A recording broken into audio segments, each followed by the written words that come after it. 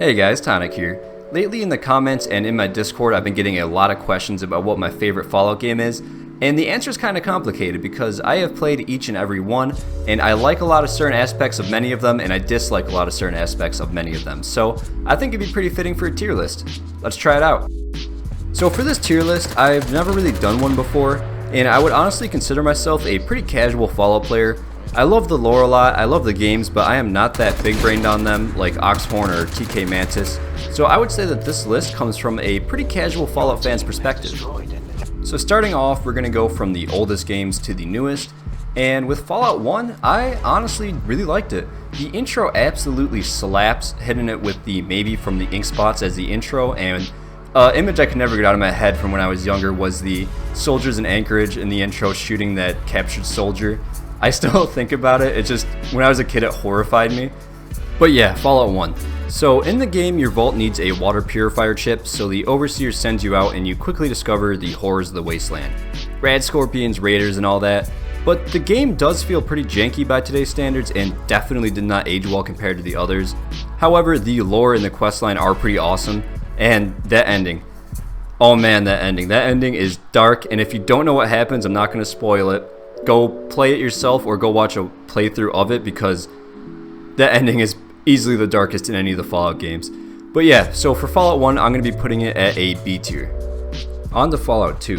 So, 2 greatly improved on a lot of the shortcomings of Fallout 1. The random encounters are pretty awesome, the game in general just has a lot more to do, and you start off in this weird tribal situation that quickly turns into you having to go find a Gek, the Garden of Eden creation kit, and it's honestly just really fun. Like, there was a lot more fun situations, it was a lot more lighthearted than Fallout 1. Along the way, you get to find some pretty sweet locations, like my favorite in Fallout 2 was Vault City. Exploring Vault City for the first time was ridiculous. It was so safe and clean, and there was trees, green trees. It was very different than anything that we had seen in Fallout 1. So overall, I'm going to be putting Fallout 2 as an A tier, as it aged much better than the first Fallout, and at the same time, Alright, Fallout Tactics. This one is very weird. This is by no means your normal Fallout game. It still had trading, it had dialogue, and a little bit of exploration, but at the main point of it, it was just commanding a Brotherhood squad and going around and fighting. It wasn't even necessarily a normal RPG game, it was more so like an RPG RTS game. It was very, very strange compared to the first two. You essentially command a Brotherhood of Steel squad, and you just go around and do combat. And to many people's surprise, this was actually the first ever multiplayer Fallout. You could go in and face your squad versus another player's squad, and I never got the chance to play it. I think you still can if you have some type of setup, but I'm not even going to try it. This game for me was definitely a C tier. It was very, very strange. As far as Fallout Brotherhood of Steel, I have actually never personally played it, and I can also say I do not intend to. I've watched a lot of stuff on it, I've read a lot of stuff on it, and it's going to be in the bottom tier. It just seems brutally horrible, but at the same time, that trailer is a little bit of gem in Fallout history. If you haven't seen it, I would highly recommend watching it. It is the most early 2000s edgy trailer you will ever see. It's pretty brutal. Alright, we made it to the modern Fallout games, and let me tell you, Fallout 3 is an absolute banger. It was the first game to have first-person view, and that in of itself is amazing. On top of that, the locations were completely remarkable. Seeing Warrenton, DC was surreal. Finding the Brotherhood and fighting your way through the inner city with them will forever actually be one of my favorite moments in the Fallout franchise. Now, a lot of people think that its major downfall or shortcoming was the main quest line. I mean, going and finding your dad, fixing the water purifier, all that, it does get pretty boring, and after a few playthroughs you're just sick of it. However, I will say that that was not the main part that made this game stick out to me. The main part about it was all the side quests, going to Andale and finding the cannibal town with bodies locked up in the shed with rippers, going through and finding vampire cult that lived in the metro. That was super crazy to me, that was super cool. And then my personal favorite was finding Dukov's place, a crazy Russian that just has girls around him and drinks a ton of vodka and lives on the war-torn outskirts of DC. Absolutely remarkable side quests and locations, and for that, this one is an easy S tier. And let me explain, because I know a lot of you guys are not going to agree with this.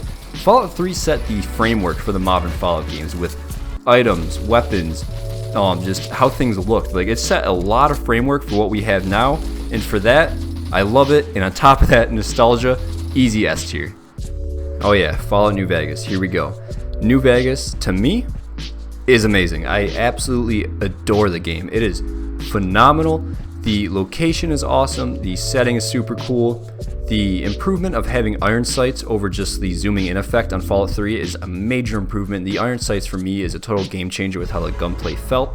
New Vegas, there is so much more freedom. You can choose the NCR, the Legion, Mr. House, Yes Man. It's just the replayability is unreal. Even today, when I replay this game, I still find things that I have never found before, and I've been playing it since the day that it came out.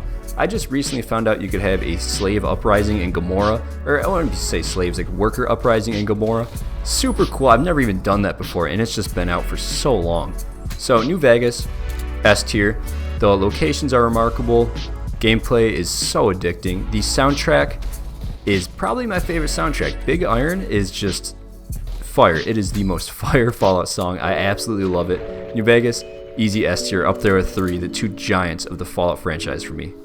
So Fallout 4. Fallout 4 brought a lot of graphical improvements as well as a lot of improvements to the gunplay. However, the big thing that I think held back Fallout 4 was the story. Again, it's another Bethesda story where instead of going to find your dad, you have to go find your son. And it's just, I don't know, it just doesn't feel right. Like, it doesn't have the replayability of New Vegas, and honestly not even that of Fallout 3. The quest lines are all very scripted, the events are all pretty scripted.